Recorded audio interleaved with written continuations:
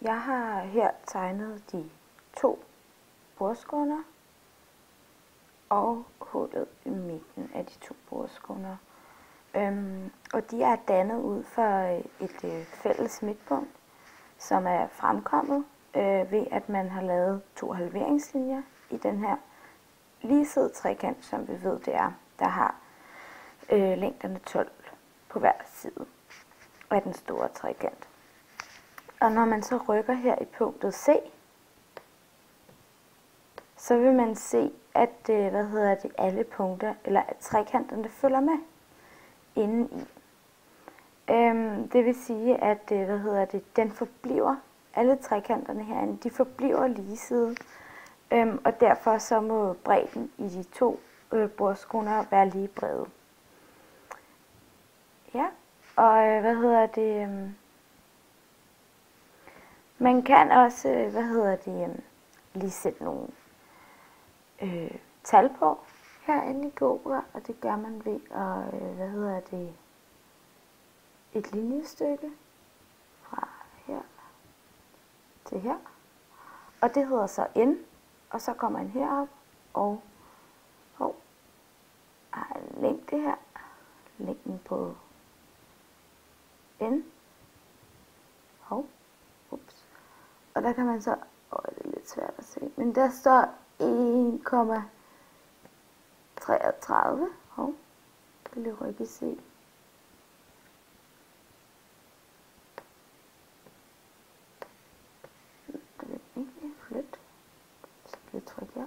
Så kan man så se, at den her N, den bliver så henholdsvis mindre, altså selve bredden her bliver mindre, når du trækker i C, og den stiger, når du så trækker, når C, altså hullet i midten af bordskåner, bliver mindre. Jeg kan nu vælge at lave en til længde her, fra der til der, og det hedder så P, og der kan jeg også sætte en længde på. Og der kan man så se, at længderne er det samme, altså her, eller bredden er det samme, både i det stykke og i det stykke.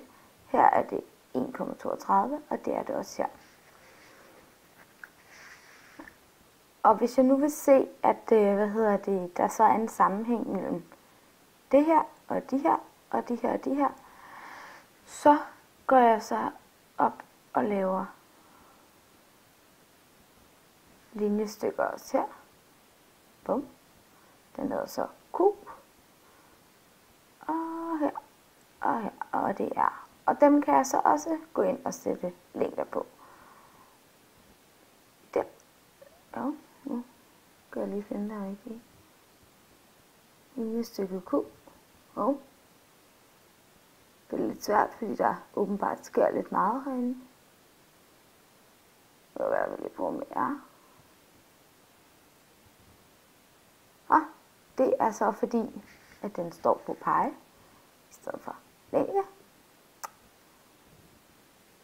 Sådan. Så jeg vil gerne have linjestykket R. Det ved jeg ikke lige, hvorfor det er lidt nogle gange her. Hun lige hoppet af igen, der er lidt irriterende. Sådan. Man kan faktisk bare trykke her under. Så lærte jeg også noget nyt, det var da dejligt. Og længde, og så kan jeg sige min Q. Ups. Så kommer de til at stå her. Og så skal jeg så kan jeg se her, at når jeg rykker, så følges de her tal ad, altså bredden her, og de her 2, sådan trekanter højde der, ikke? Så de følges simpelthen ad. Så på den måde,